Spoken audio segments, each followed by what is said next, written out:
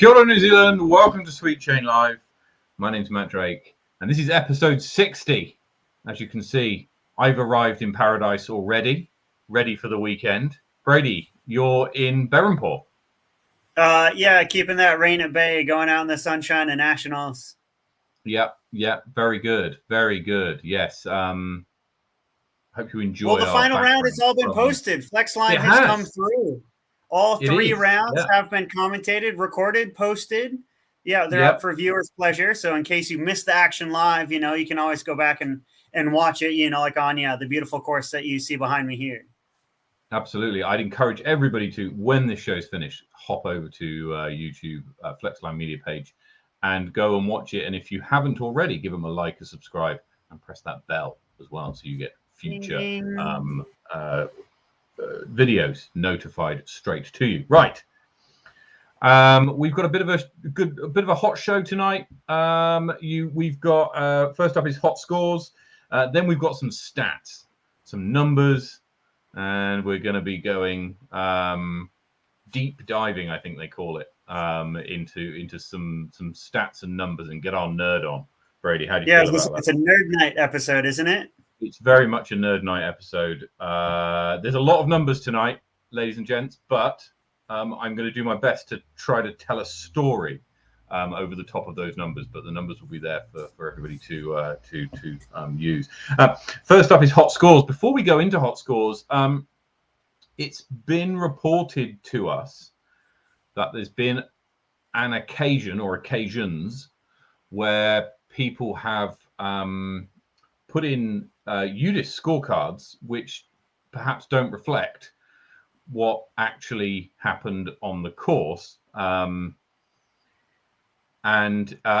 person who, when it was mentioned to us, it was said that they did it to get an appearance on Sweet Chain Live, which I'll be honest. First up, I'm incredibly flattered that anybody would do that. But I would say to anybody thinking about it, there really is no need, to do that. There's lots of ways that you can get on the show. Other than hot scores, you can do something, and then we want to talk to you about it. And that could be anything to do with disc golf in New Zealand or indeed elsewhere.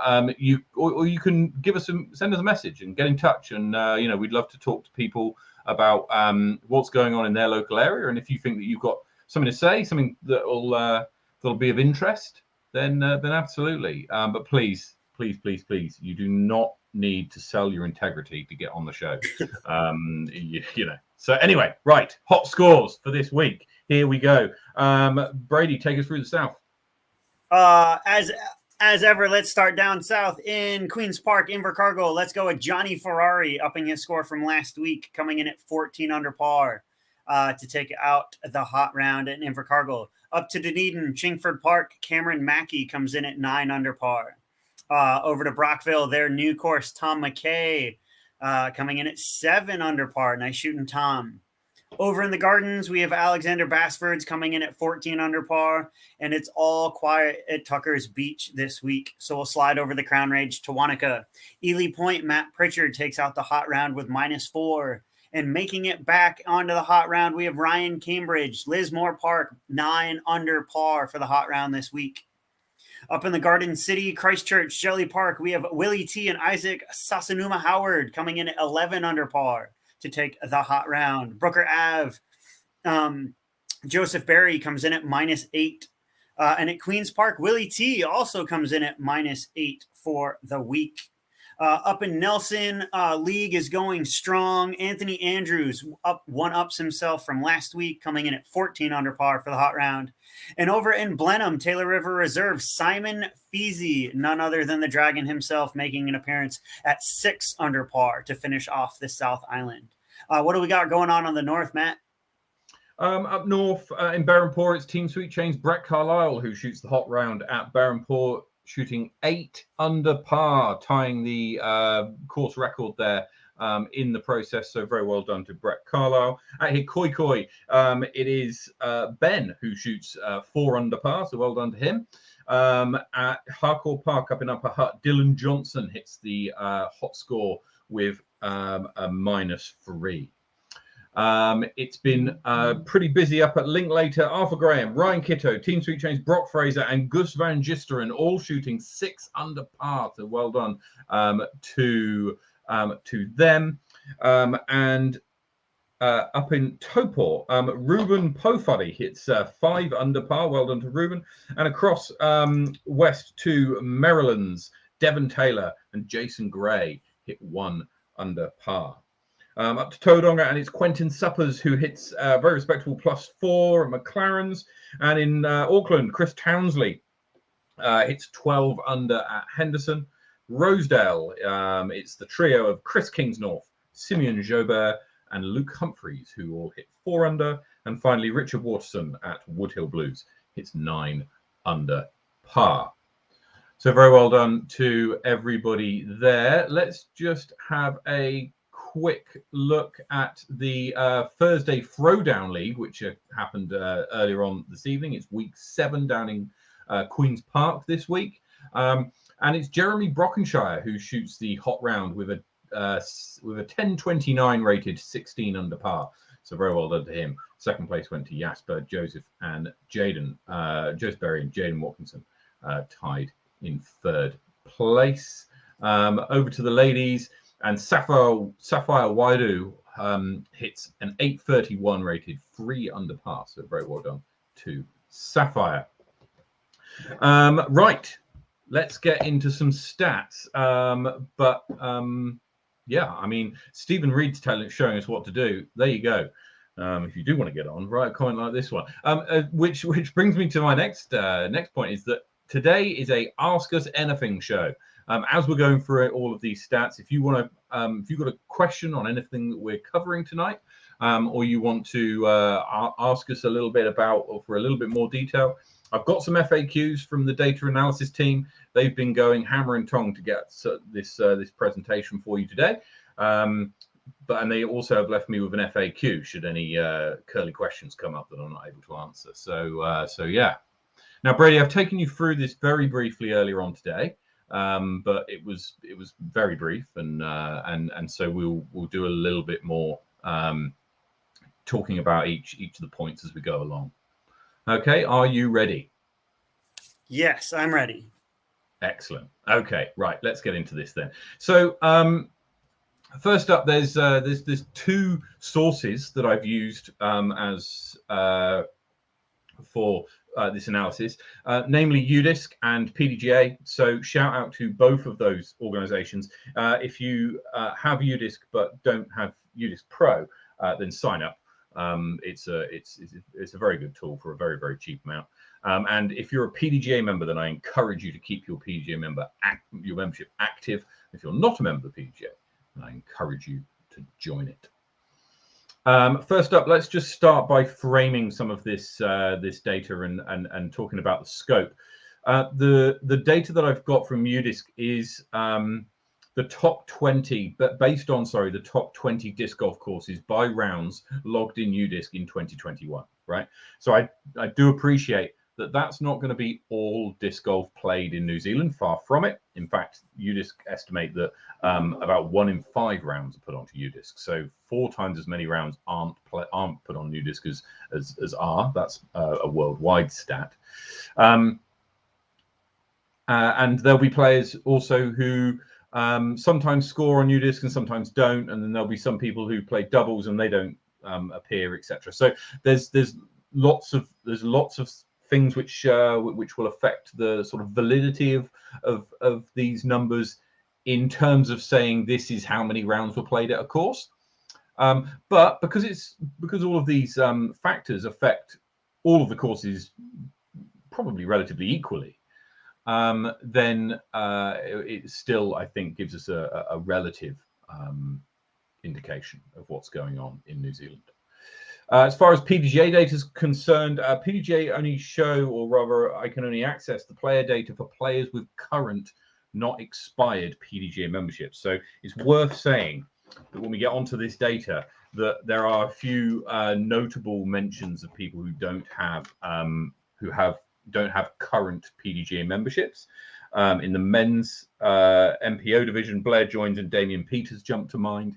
And with in the ladies division, Hayley Flintoff and Gemma Sullivan don't have current PGA memberships, so their past stats may well affect the validity of some of this. So yeah.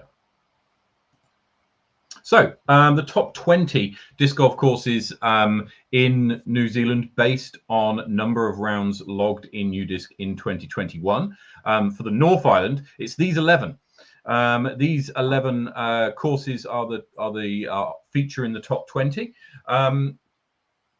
Please excuse my arrows; they're probably all over the place in terms of where they are. But I think they're broadly in the right place, and you can probably get an idea. Notable exceptions there being Flaxmere and Inglewood, probably. I was going to say all three Wellington courses do actually make it onto the top 11, easily. The top 20. Yeah. Easily, they easily make it as well. They don't just sneak in. The three Wellington courses easily make it into the top 20. So yeah, it's like Linkletter's not there either. That's correct. Palmy. Yeah, Linkletter's not. Waitoa is. So maybe we need to, this is interesting because it allows us, this informs us to some degree what we should be reporting our hot scores on, right? Because if there's courses that have got lots of people playing at them, but we're not reporting on it, then that's something that we can change. Rotorua is in there as well, in the top 20, and that may be a course that we need to start reporting on.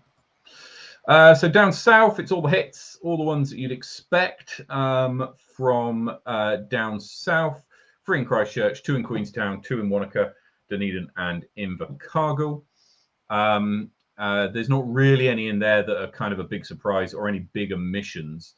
We'll see what happens in the likes of Nelson and some of the other Christchurch courses that are being built, and also Brockville in Dunedin will be a relatively new course that will only have, I think that was put in partway through 2021, so hasn't benefited from a full year yet. It'll also be interesting to see too, like borders have been closed at the moment, and so like gardens potentially could be quiet, but like users and that kind of stuff will pick up. It'll be interesting to kind of like watch the stats over this like next year as everything starts to like reopen and we get a bit more travelers. Will Jelly Park have that like steady growth and that kind of stuff, or like will those kind of suburbs of like say Taupo or Auckland or Wellington or Queenstown, like will they get an extra bump when the like come April when things open up? Yeah, look, I'd agree. I'd agree with you, and I think that it'll be interesting to see the effect of the COVID pandemic. You'd expect when we're looking at 2020 and 2021 numbers for it to affect Auckland the most, given that they were locked down the most during 2021. You'd also expect to see tourist towns, so places like Queenstown and especially the Gardens, see an impact there. So yeah, we'll have to see. Bray makes a point. Twizel, Timaru, Tiana, Westport, Nelson, notable misses, to be honest.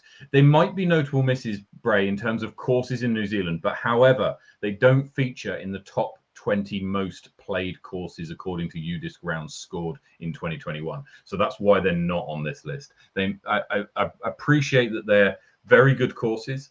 They're in lovely parts of the country, but they don't have the traffic going through it that some of the other courses do, and so haven't featured in this form of analysis. And I appreciate that, that's why we're putting a big asterisk next to a lot of this, is because we can't sort of cater to all of it. Well, and one of the big things too is coming in and like I know, like looking back through these stats because you forwarded them on to me before you like started to crunch them with the data analytics team, is a lot of these courses too needed to exist and have numbers in 2020. So the idea of like this is growth from the 2020 year to the 2021 year, and so like I love the fact that there were so many Auckland courses like making that list. Like even with like their extended lockdown last year. Yeah, I mean, what we see actually is a kind of a shift, and we'll get to the Auckland shift a little bit later, and there's a couple of charts that show it. That's quite interesting, and we'll get to that. The 11 to 20. So these are the ranked in order of 2021 rounds played. And what we've also got is the 2020 rounds played and the growth and the placing. A couple of points here in terms of the growth. What you're seeing is the percentage of the 2021 rounds that the 2020 rounds that the 2021 rounds are higher than. So you see McLaren's has grown by 100%. That essentially meant it doubled. Maryland's gone up by 229%, meant it more than tripled. Same with Rotorua. The number of people going through Rotorua in 2021 is over triple what it was in 2020. Same with Maryland's. Harcourt Park in Wellington has nearly doubled. McLaren Falls has doubled. Waitoa has increased by 2.5. And Tucker Beach in Queenstown has seen a 66% increase. The only one that has shrunk from 2020 to 2021 is Rosedale. And I believe that there was quite a lot of heavy work done on that course that closed it down for a period of time. Is that right? Someone in Auckland will correct me.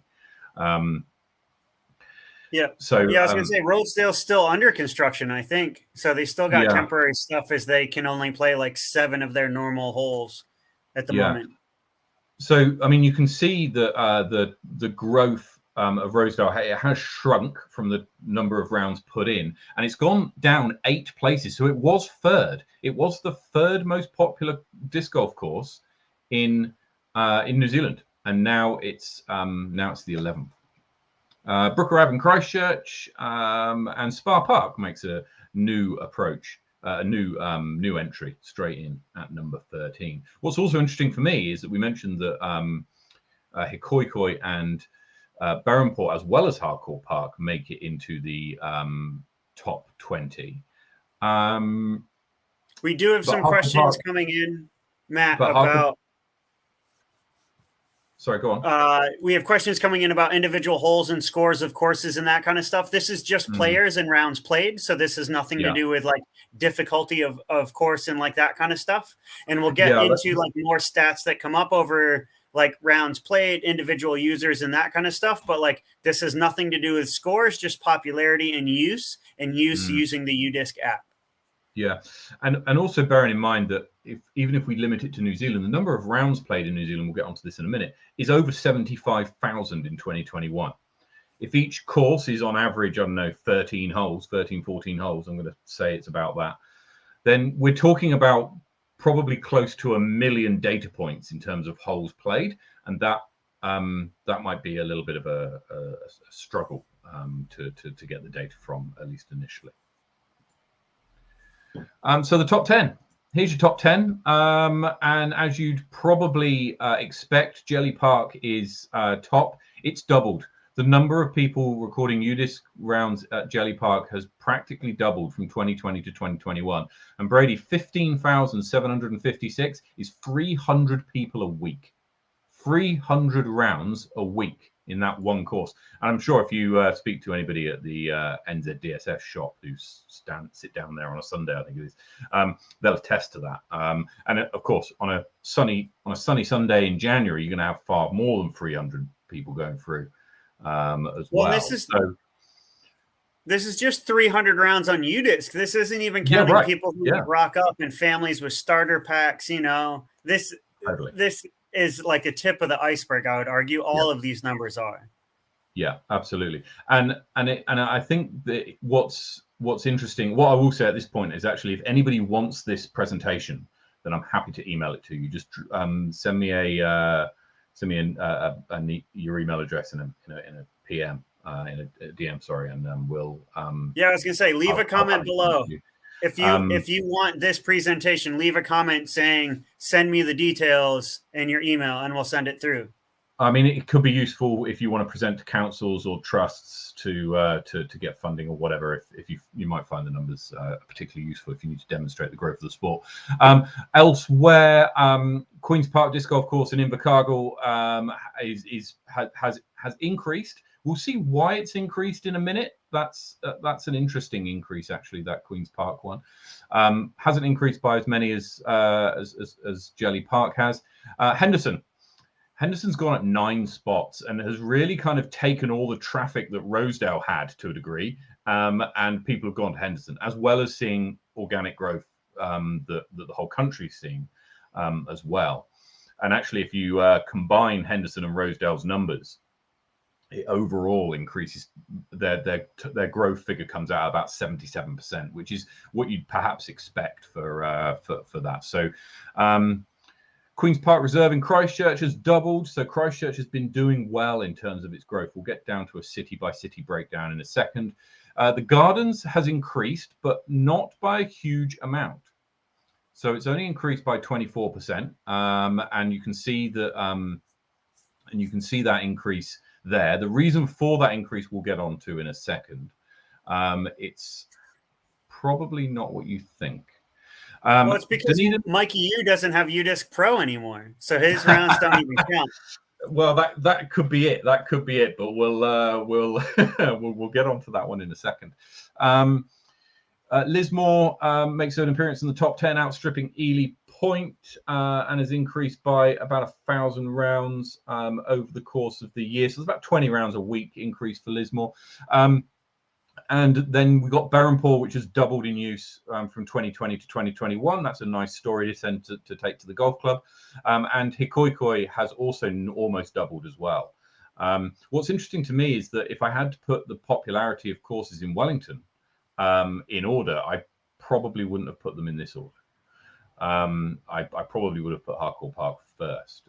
But this could be the "do you use UDisc" kind of story, because I can imagine that, and I even know that there's many people who go around Harcourt Park and don't score their rounds. I think Chris Sinai is probably one who accounts for quite a major part of that course's use. And there'll be there's a bunch of other guys who I always see when I go and play at that course. They're always there, and they're always finishing around and still playing when I leave. So like it's interesting. So yeah, we've got to base it on something. So we're basing it on that. What's also interesting is that how far away in the lead Jelly Park is from everywhere else. Just right? A little bit, eh? Yeah, because so Queen's Park in Dunedin, in Invercargill, 9422. That's about 200 people a week. Jelly Park, 300 people a week. So what we're talking about there is it's quite a significant increase, and especially on the busy days, that's what we're gonna see. When the gap earlier on in the year was far smaller. So on to by city. So again, this is quite interesting. I've sorted this by 2021 numbers as well. And as you'd probably expect, Christchurch and then Auckland, and Christchurch with its 3 very established courses, Auckland with its 4 courses. I've included Waitower. Sorry, Waitowans. I've included you in Auckland. I expect you probably get sick of that, but I've included you in Auckland for the purposes of this. Invercargill, just it's 1 course. Wellington's 3 courses, and Wanaka's 2. Queenstown's 2. Dunedin's 1, and all the rest 1. What's interesting here is the growth, and we're going to see I'll do the by island breakdown shortly. But Brady, what's jumping out at you? Well, I like the fact that, but besides like Christchurch up the top, the idea of like for sheer growth, like New Plymouth, Tauranga, and Rotorua, like those like smaller centers, the growth is through the roof. Like they've almost tripled. You know what I mean? Yeah. So like that idea of like these little small city centers are starting to grow. Like we had a comment come in from Chris Corbin up in Blenheim, like talking about that there, like 500 rounds currently being played in up the top of the South. Yeah. So this idea that, yeah, sure, you might have like that volume in Christchurch and like what's coming through, but that's not to say, like that you're not having incredible growth in these like smaller centers anyway. Yeah, totally. And actually it's interesting. 500 in 3 months is 2,000 in a year, which puts you into the top 20, right? So it would put you in about 17th, 18th, I think. So I look forward to doing this again next year and seeing how things have changed. What's jumping out for me here is that with the exception of Christchurch, the growth is in the North Island. Right, look at the growth figures. Wellington 93%, Taupo is new Plymouth tripled, Tauranga has doubled, Rotorua has tripled, all of which are higher than the other four places that are in the South Island. So Auckland 64%, but what's jumping out to me there is, with the exception of Christchurch, which is showing incredible growth given its size, you might argue that actually a course that's got quite a small number of people will find it easier to increase its numbers. But Christchurch has shown that as one of the busiest courses, or certainly the busiest city, it can still experience some of the largest growth. And when we come to the islands, that's exactly what we see, right? So the South Island has increased to 47,000 UDIS scored rounds in 2021, a 64% increase. The North Island has over doubled, so more than double the amount of rounds were played in 2021 compared to 2020. Now, asterisk again, because the North Island, with Auckland's population, was more affected by the pandemic and the lockdowns than perhaps other places were. But this is I think a showing that yes, the South Island has been for some time perhaps been considered to be like the centre of disc golf in New Zealand. And perhaps Christchurch will claim to be the capital of disc golf in New Zealand. However, what seems to be happening is that Christchurch is going strong, but the rest of the North Island is slowly catching up. As we said, it would be really interesting to see this continue to grow as we look at this again in future years.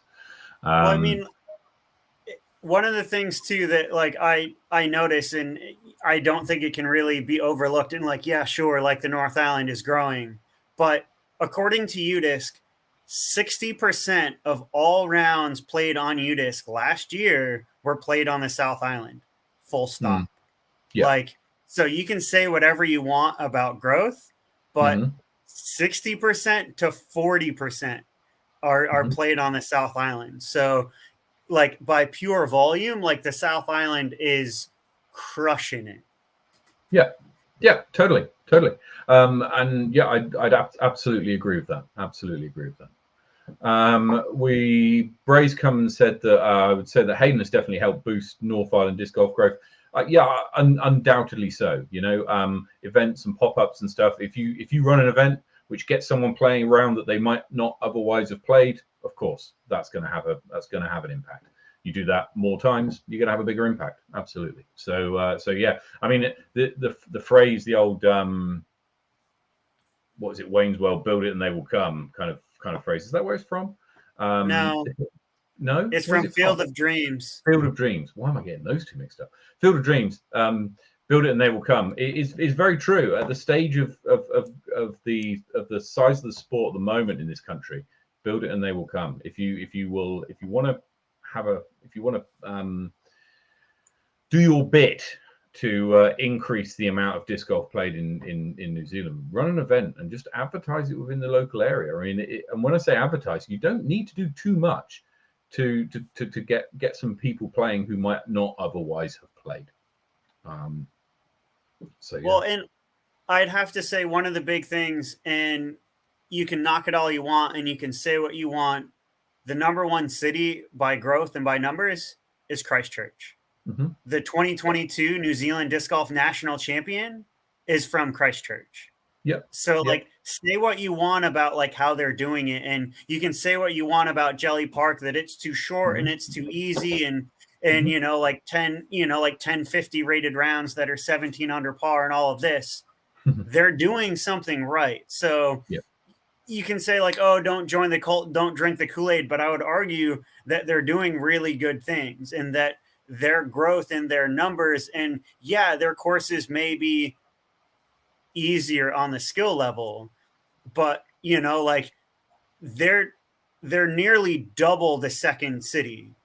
You know what I mean? Like Christchurch has the same amount of players as Auckland and Invercargill combined. Do you know what I mean? And then probably you could add up all the others on the list that wouldn't even scratch Christchurch. So, like they're doing something really well in how they're growing the sport. And they're doing that by making good, family-friendly beginner courses that they're spread around the city. Now, arguably, Christchurch is one of the few places you can do this. I know in Wellington, we struggle quite a bit when it comes to having enough land for even a 9-hole course. Like that's not super rugged and super overgrown. But Christchurch has done a really, really good job about spreading the money, spreading the love, and making sure the entire city is getting that love and getting those courses and targeting all these city centers. So I'm really looking forward to how Christchurch continues that going forward in future years. I know that they've just installed a new course in Warren Park, I think it is.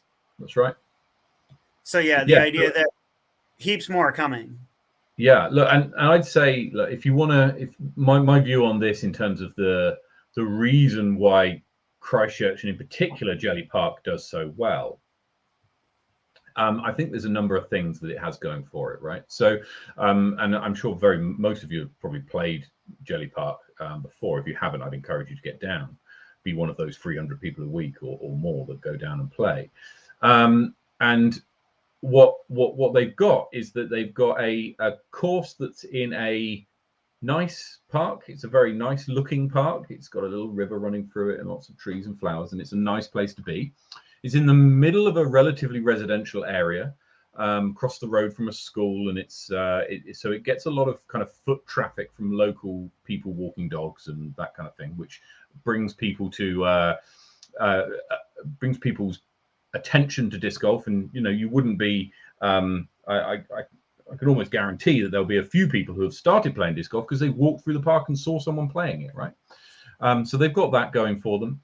It's a relatively central kind of park. It's not way out in the sticks. You don't have to drive 45 minutes out of the city centre to find it.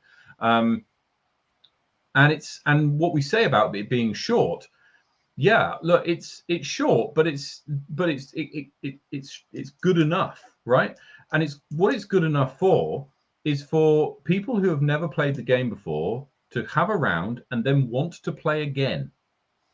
And that I think is key. And the way that a course is set up in order to want you to make you do that is if your first round that you ever play in disc golf is a big bomber course that might be out of town and really tough to kind of get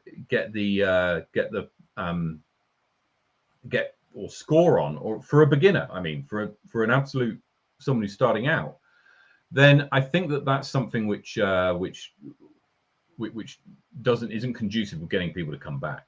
And as we'll see in a minute, Christchurch growth has been a bit of both. So there's a point come through about per capita. Absolutely. We don't have any per capita figures here. I'll certainly include them next time. Yeah, look, Auckland's population is way higher than any other in New Zealand. I think it's about triple the next highest, or maybe even more. Christchurch and I think Wellington's the second biggest with 400 and something thousand. Christchurch, Bray's just given me the figures actually.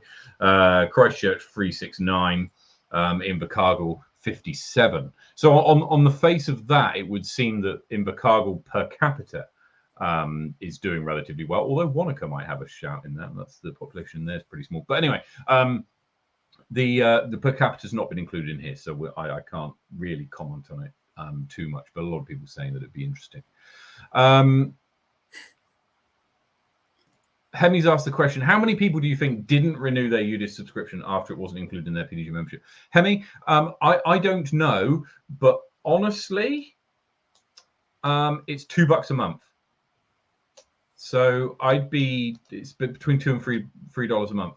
I'd be really kind of surprised and a bit disappointed if people didn't. And so, yeah, I think it's. I don't know. I don't know the answer, but I would suspect it's lower. It's low. Yeah. Right, just looking through the comments. Number 9, New Plymouth, correct me if I'm wrong, it should be 329%. Okay, so this is what's happening here is this is the percentage increase. So what this is saying is that 229% of 546 gets added to the 546, and then it's calculated. So 2.3, let's call it, times 546 would be about 1,1300, and then you add that to the 546, which brings up to 1,800. You can see that that's how the maths works. If you look at Christchurch, the growth there is 100%. It's effectively saying it's doubled. So you're going from about 12,000 to about 24,000. So that's how the numbers are working there. Well, I was gonna say let's jump a little deeper into these stats because you got more coming at us, don't you? Yeah. So that's the Buy Island. So how and why has this happened? Right. So what I was able to get from UDisc was not just the number of rounds that were scored on UDisc, but also, and quite perhaps more interestingly for me, was the number of unique users that played each course each year. Okay, so what we see here, and I hope you can see this. This might be a bit. We might need to make this bigger. Yeah. So what we're seeing here is these are the top 10 courses, the top 10 growth courses in 2021 compared to 2022. And you can see this is how they got that growth. So Henderson Park, as the example, Henderson Park had 120% more users, over double the amount of new unique users in 2021 compared to 2020, and a 62% increase in the number of rounds per user. Okay, Maryland's, as we can see, only a few more people started playing, but everyone who played it played a lot more. 2020 to 2021. Rotorua doubled in the number of unique users, and each one of those users played a little bit more. Instead of playing 2 rounds, they played 3. To give you an example there. Berhampore increased by about 40% new users, and then on top of that, each new user played 40% more times. What we can see also with Queen's Park Reserve was actually it almost doubled in number of unique users, but each of those users played less than what they did in 2021 compared to 2020. So I think that's quite interesting. And we see that with Brooker Ave as well, actually. A relatively low rounds per user increase compared to the number of new users suggests that it's all new people who are joining. And the same could be said for Jelly Park, right? So you look at the Christchurch courses, and you see Brooker Ave, Queen's Park Reserve, and Jelly Park. They've all increased very small amounts in the rounds per user. So when we look at the reasons why Christchurch is increasing in its number of players, it's because they're new players, they're new users, new players that are coming around and playing the course. It's not simply, Ashton going around hundreds of times around Jelly Park, or Willie just living on the course. It's not that. That's not what is happening. Well, they might be doing it, but on average, that's not what is happening in those courses. Now, Maryland's, I think, I don't know, Connor and T-Bone, do you reckon? Going around that just all day, that could be what's going on there. But like in Christchurch, at least, where we see quite a significant growth, that's not what's going on. The bottom 10 courses for growth are here. So as we can see, Harcourt Park had practically the same number of rounds. If you played Harcourt Park, you played it the same number of times in 2021 as you played it in 2020. The difference is twice as many people were doing it. Same with Hikoi Reserve, relatively low amount of rounds per users clocked, but a whole new bunch of players have been playing. And actually, for most of the country, that's the trend. The trend is in new users, not in rounds per user. Generally speaking, the number of rounds per user has increased, absolutely, but it's not the main driver behind the growth of the sport in New Zealand. And even somewhere like the Gardens, the number of rounds per user has really dropped off. So Mikey Hugh not renewing his UDisc account has really had an impact on the on the stats from UDisc here. Although he did have an account in 2021, so this might be it. We might see a bigger dive in 2020. But even Queenstown Gardens, which might have suffered somewhat from the pandemic and tourists coming through, where you'd perhaps expect to see unique users increase in Queenstown, that's indeed what's happened. But each person around Queenstown is playing less than they did in from 2020 to 2021.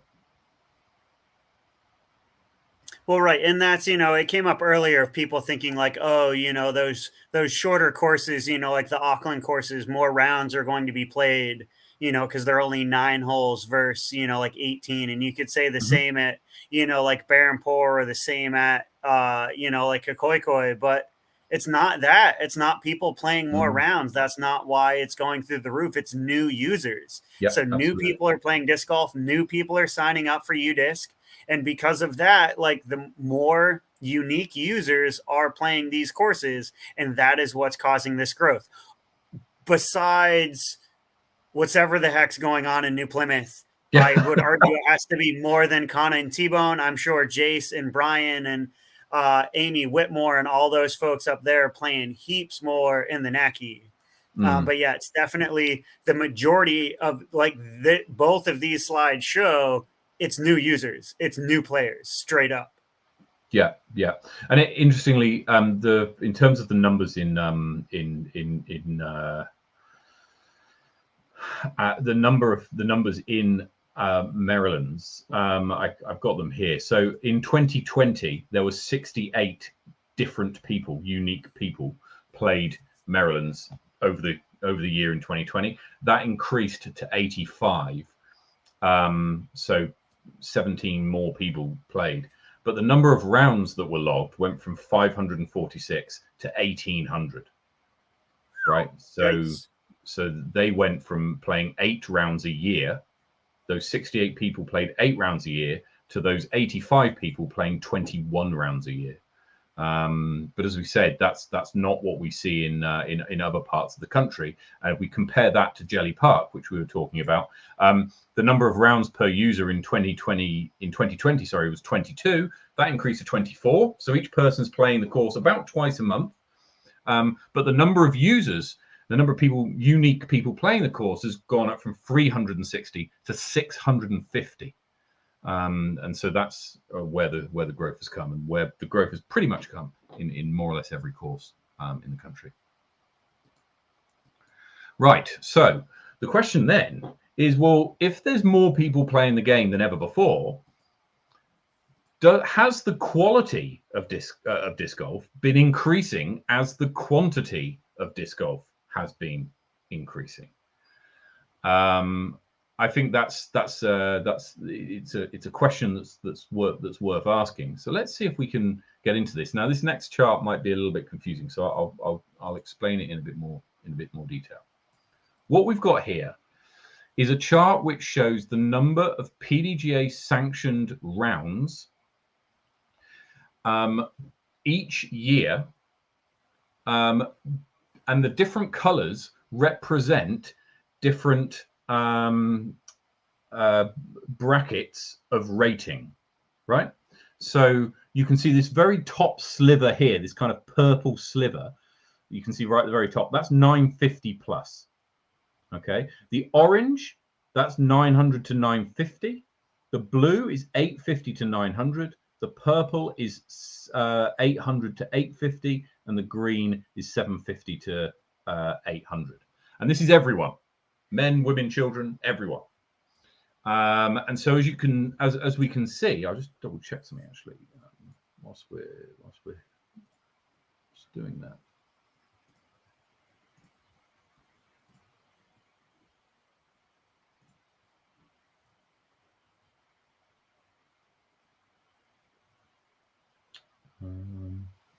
Yeah, that's right. So no, sorry, apologies. That's wrong actually. This purple sliver at the top is 1,000 rated plus, right? So this 1,000 rated plus is this little sliver at the top. Orange is 950 to 1,000. Blue is 900 to 950. Purple is 850 to 900. And green is 800 to 850. And then 800 and below is this bit here. What we see here is, and first up, the difference. The first thing we see is in 2021, over 3,500 PDGA sanctioned rounds were played. You compare that to 2015, right? So that's 6 years ago. And the number of PDGA sanctioned rounds played in New Zealand, that, and I must caveat this, that were played by people with a current up-to-date membership. So it still does, the difference is astronomical. Now, I appreciate that recency bias is going to kick in, because if you played around in 2021, then you're more likely to have renewed your PDGA membership than if you last played around in 2015. But you can see the growth there as we go. You go back to 2004. That's just Bob, practically, a few others.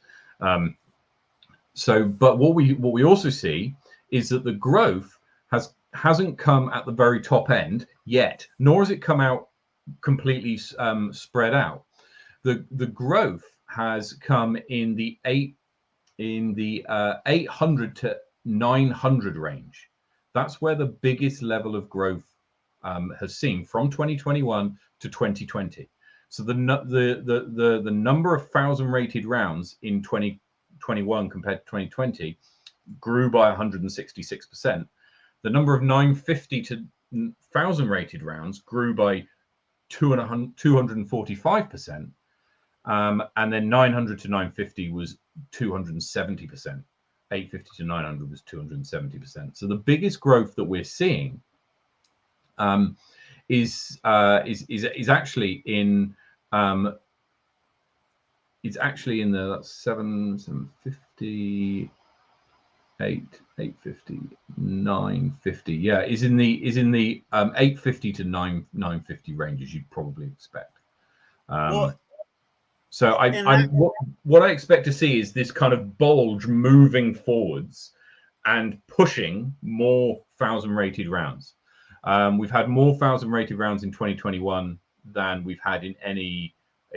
In fact, no, we haven't. 2018, we had more 1,000 rated rounds than we did in 2021. And yet the number of rounds played in 2018, as you can see from the chart, is way below a third of what it was in 2021. Well, and I would argue, if there are any TDs watching this, or, like at that point, if you think that you shouldn't have an MA1, an MA2, an MA3 division, an FA1, if you think those advanced divisions are a joke and that this sport is only about open, please think again. These stats tell you exactly the opposite. Where the growth is people coming out and playing and having a good time. It's not necessarily for the pros. It's not necessarily about the money. It's people coming out, wanting to be a bit competitive, and enjoying the sport, and I would argue that there's a lot more community, you can still have a professional community here in New Zealand, but don't just cast aside all of those amateur players, and think that this sport is all about the big boys. And as a tournament director, that's who you need to cater to, that top 1%. I would argue that you are ignoring 90% of your players by focusing on the wrong ones in the wrong division. And I would say it's a bit of a shame to see some tournaments have advanced divisions that are like 50, 60, 70 people strong. I'd say split that up and have a division of 20 to 30 people and have an MA1 and MA2 and MA3 even, and get some competitiveness further down the order. Because I tell you, I'm someone who has played in MA1 and come like, I don't know, 25th out of 50 or whatever. And like by the second round or the third round, you're kind of going, I'm just sort of playing here. And, you want to do better than the round you did before, and you probably want to beat the people in your card, but that's about it. And I think that if you split the field up then you give the opportunity for real competition, for real, I'm going to go and win my division to more people. And I would argue that that feeling of competitiveness, even if you really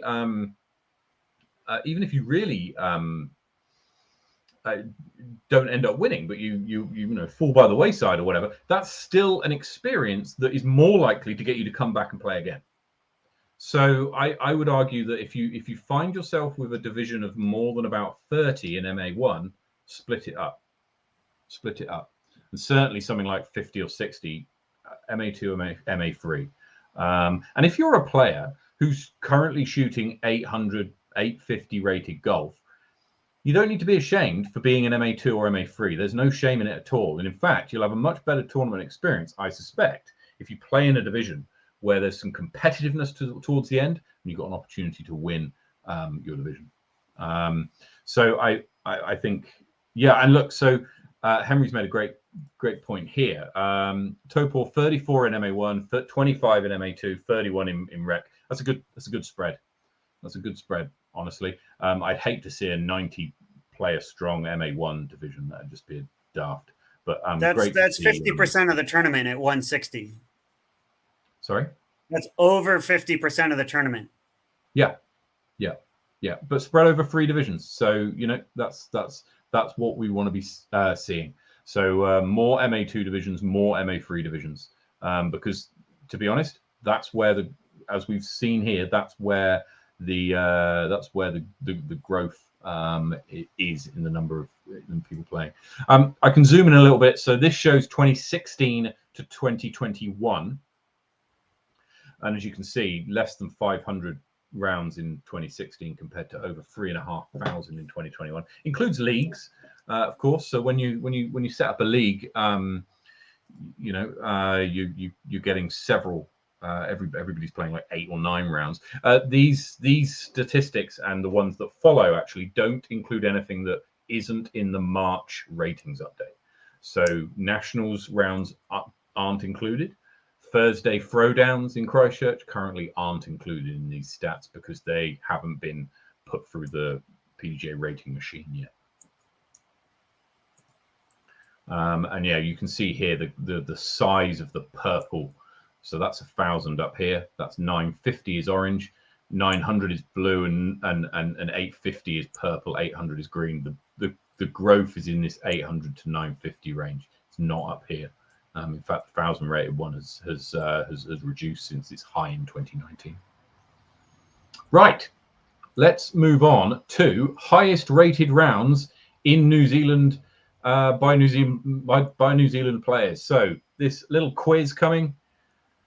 We mentioned this a few weeks ago, actually, on the show. Let's see if anybody can remember what the answer was. Can anybody remember who holds the highest rated round in New Zealand history? Who's got it?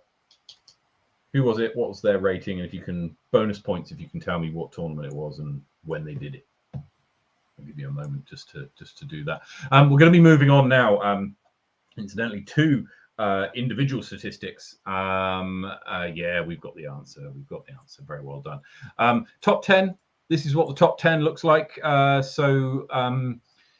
look. It's dominated by one person, really. This is the top 10 rounds in New Zealand ever. Simon Feasey is making all the difference here. And yeah, Makaripi this year, 1049 is the highest rated round this year, although I think that's going to be beaten by a league round that Jay put in in Christchurch in about week 5, I think it was, week 4 maybe. And that's 1057, which will be the 3rd highest rated round in New Zealand history. But yeah, Simon and Jacko dominating there in terms of the highest rated rounds for the men. Highest rated rounds for the ladies. Now, bearing in mind the people who are included here because of PDGA memberships. Anybody got any ideas on who the highest rated round for the ladies is? Answers on a postcard or down below. So yeah, Brady, you got to shoot 1050 if you want to get into this club. Yeah, 1050 club, geez, them crow, like they'd be playing well in the States. Though it's really funny, like we mentioned it at nationals, like what was it? So Jay, the national champion, like won with like roughly 10-18 rated weekend if you averaged it up for his 3 rounds on the weekend. He would not have made the cash line in Vegas. So the tournament that happened in the States just before. So the idea of like, yeah, these are great rounds, but they happen once. Like the top 20 players in the States, like and the people who are making the cash line are averaging these rounds every time. And so like the idea of to touch upon these once is great. But, if you look at Paul Macbeth, if you look at Ricky Wysocki, if you look at Chris Dickerson, like they're averaging 1047 plus. Eagle McMahon averaging like 1055 rated golf is absolutely insane. And they're maintaining that for years, not touching upon it once when Tom did it. Tom did it 3 years ago. Simon hit his a couple years ago. So those are all 2 to 3 years old, like pre-pandemic and that kind of stuff. Simon, arguably, Makaripi is the best one this year at roughly 1050. So the idea that we're touching it once a year, like as compared to like these professionals in the States are maintaining that average over time. So it's it's quite a difference. The difference between doing that and being able to pull it out once and then doing it each time is huge. Lots of guesses coming through for the ladies. Haley's Lismore 2020. Unfortunately, for 2 reasons that's not included. One, it wasn't a sanctioned event, and 2, Haley's PDGA membership isn't current, so the data's not available for her, so none of her scores are currently included on this. So apologies, Haley, for that. That's the PDGA not letting us get to data from expired memberships. So no one else has guessed anybody else. So Victoria Speller, she makes an appearance in the top 10, certainly. But we're forgetting perhaps too obvious people. So Des Redding, I haven't included. Bray, the reason she's not included is because she isn't based in New Zealand. So I'm going on this based on people who have New Zealand as their located field in PDGA. It's not the highest rated rounds in New Zealand. It's the highest rated rounds from people who are based in New Zealand. Well, so like on tour, we'd have to go like what? We got Liz Mocha has been up there. We got Leanna, even though she hasn't been playing recently because of the hand. Auckland's own Michelle Simpson, she's been playing pretty hot. She might be up there somewhere. Yeah, so there's a good one. Nicholas Stout, will she make the list? She's been playing well too. So this is the top 10, and it's Michelle Simpson with a 959 and a 944. So that 959 rated round was this year, and Michelle Simpson's 944 was this year. What I think is, I'll let you digest then Leanna comes in and has got all over the show. Eilish's Timaru round last year, 924, and Victoria Speller at Fault Line was also very strong. She came back to win that tournament actually with that hot round. What's interesting for me here is that in terms of the ladies competition does seem to be stretching from the top, right? So what we're seeing here is that all of these scores, bar 2 in the top 10, were done in the last year. I'm counting nationals from 2021 as being about a year ago. So all of these have been in the last year, and we've got to remember that Leanna didn't play after May, I think. She didn't play. Yeah, like Taupo was like her last event last year, maybe. I think it was. So I think Women's Global event was the last event she completed. But so it's interesting that that in the ladies' competition, at least, the hot rounds have been stretching. Now, again, caveat: we don't have Haley's figures included in here, and she'd probably pepper this top 10 with many of her own. yeah. What I also find really interesting is one, like Michelle hit both of hers on the North Island, but has no South Island scores. Leanna hit all of hers on the South Island, but no North Island scores. Same with Victoria. Yeah. So it's, And but same with Irish also as well.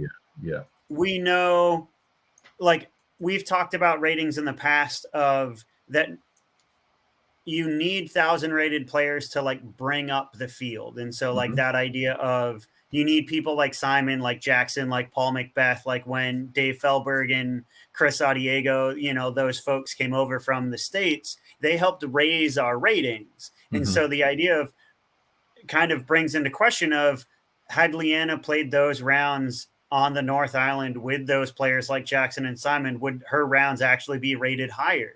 You know, like if Michelle, you know, like had those rounds on the South Island, like at Paradise, would those rounds be lower? You know, like the idea of Waitapu, like Leanna's Waitapu had Jackson. Paradise, of course, had Jackson and Simon. So the idea of, yeah, you know, like it's kind of interesting too of, you know, is some of that coming into play, you know, like, and it'd be really good. You know, Michelle did, you know, have a couple rounds at nationals this year. Leanna was there in spirit and body, but not on the course. So, you know, it'd be nice for me personally to see a few of these ladies at the same event playing on the same card, you know, like, and what would it be like pushing each other, you know, like of who would come out on top, you know, like Haley's not here. I'd love to see Haley on a card with Michelle and Leanna and to see who'd come out on top. Yeah, absolutely. It'd be very, very interesting. Very, very interesting. Now, talking of 1,000 rated disc golf, we're going to have a look at who's shot the most 1,000 rated rounds in New Zealand history. You got a guess? I wonder. Yeah, I think it's probably easy to guess who's got it. I'm sure that someone will type it in the comments momentarily. But maybe the guess is how many does he have? And bonus points if you can tell us who second and third are, which might provide a little bit of extra kind of spice if you can get the right top three. But yeah, so there you go. 1,000 rated rounds are pretty tough to achieve. So far this year, not including nationals and Thursday Throwdown, and not including Thursday Throwdown. I was just going to see if I got the numbers for this year. I think I must do. Yeah, we've seen 22,000 rated rounds so far this year. There would have been an extra probably half dozen from nationals. Simon Feasy 40, Jacko second, Simon Feasy 31, Jacko 23, Mikey 12. Oh, bless you all. I mean, those I wish that they. Well, I don't wish that they were the figures. That I mean, you got it right. Simon Feasy is top, but look, and Jacko is second. Let's have a look at how many 1,000 rated rounds Jacko's hit, Simon's hit in ever. 118,000 rated rounds at a rate of 40%. So 2 out of every 5 of the rounds that he plays is 1,000 rated. Brady. I mean, like he was the #1 player in New Zealand for a long time because of that. Like that's insane. Yeah. It's over. It's over the next 3 put together, right? So Jacko, Mark, and Ben put all their rounds together, and Simon Feasy still comes out on top. That is it's just insane. What's interesting is that Levi is on 9 age, and actually that's gone up a bit. Because I think one of his rounds, his second round at nationals would have been. Yeah, it was 10-20. So that will have that's another one that's at least 10. Team Sweet Chains, David Keane, good to see. With 13, unlucky for some. Brady, you make the list on 6 as well. Congratulations. Woo! So I mean, I think it's interesting. 118,000 rated rounds is just insane. And is easily higher than everyone else. I mean, what a catch to try and catch try and catch that. Jacko 51, I think his 50th might have been at Harcourt Park during Summer League, actually, which is quite interesting. But yes, we'll keep an eye on this, and if we see any milestones for anybody coming up, so Levi probably has already hit his 10th. Hemi may have got close to his 10th. We'll see. And so yeah, we'll keep an eye on this, and we'll see how we go. Yeah, it did. I don't think many people expected that many. 118. Well, I think the other thing that's really interesting for me is that Simon has been a PDGA member since 2000, so 22 years now. Yeah. And so he's only averaging 13 rated rounds a year.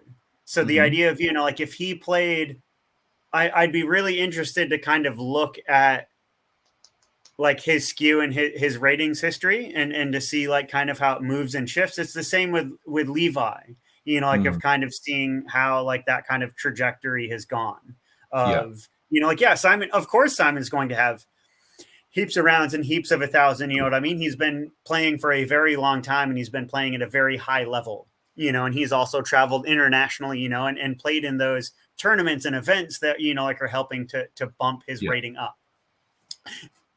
Not to take away from like his play and his stellar play, but yeah, it would be really kind of interesting to see of, okay, Simon, like is kind of ticking along, but arguably I would say that he's playing in more PDGA rated rounds now, like now that he's playing in more, has his average been higher or lower, like depending on how many he's like playing per year.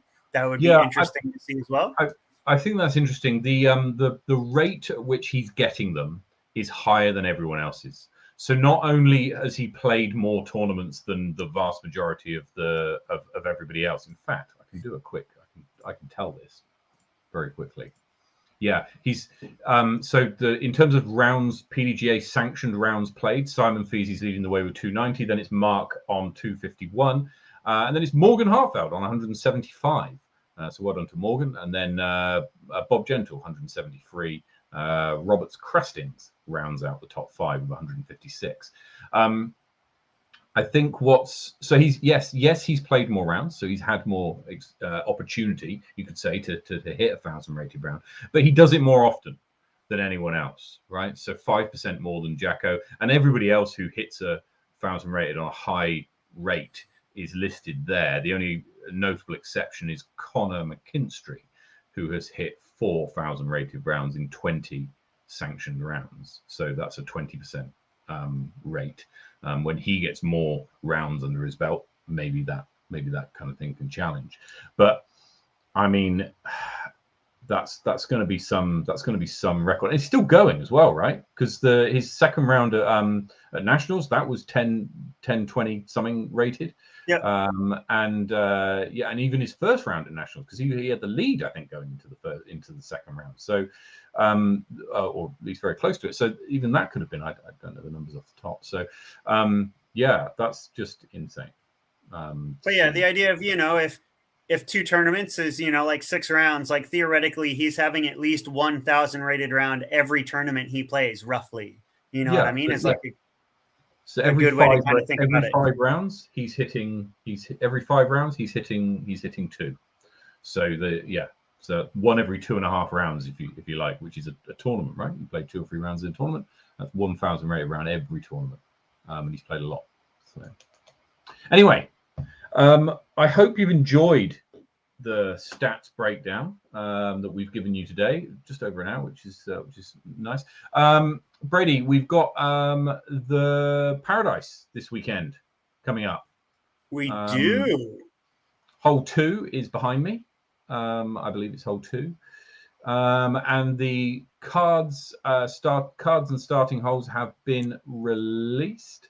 So shall we have a look at who is playing this weekend, and maybe we could have some picks from you? What do you think? Let's sort by this.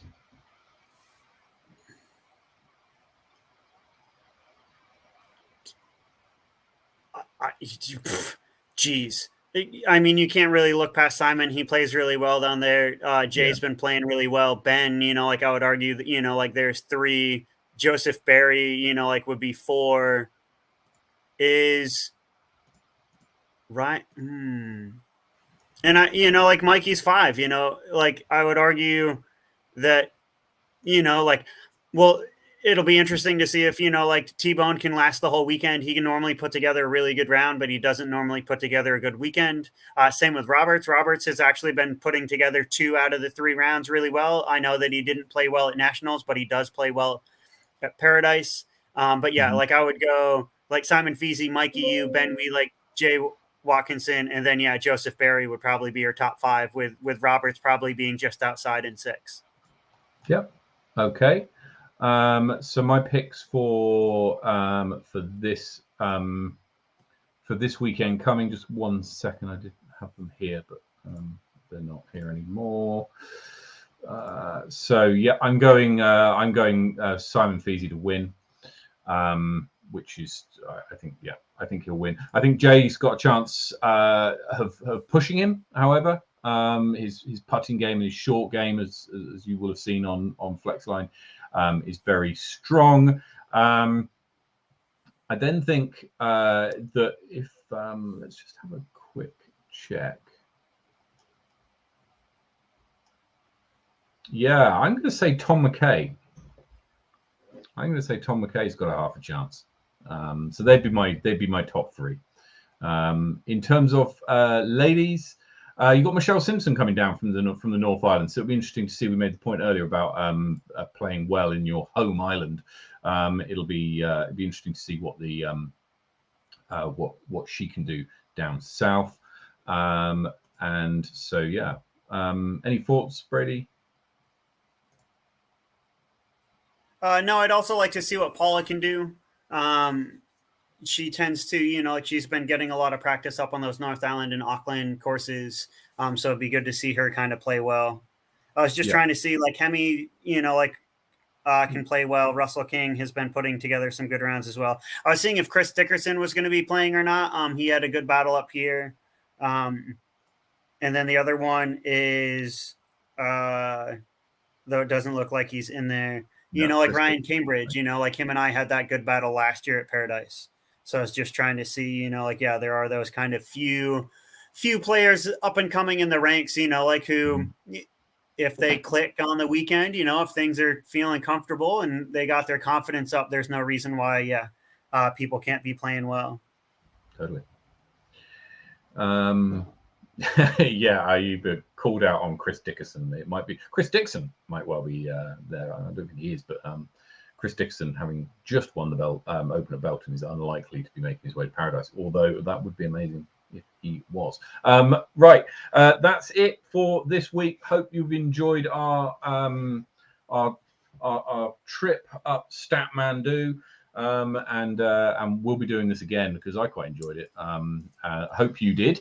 And hope you learned something. Plenty of people have put their email addresses in the comments, which is great. So I will send this off to you probably tomorrow, and yet you'll get a copy of the presentation if you're watching this or listening to this after the event. Then and you do want a copy of what we've gone through today, then please feel free to send us a private message, and I'll endeavour to get that out to you. So yeah, very best of luck to everybody who's playing in Paradise this weekend. But wherever you're playing disc golf, take it easy, play well, get some birdies. We'll see you next week. Cheers.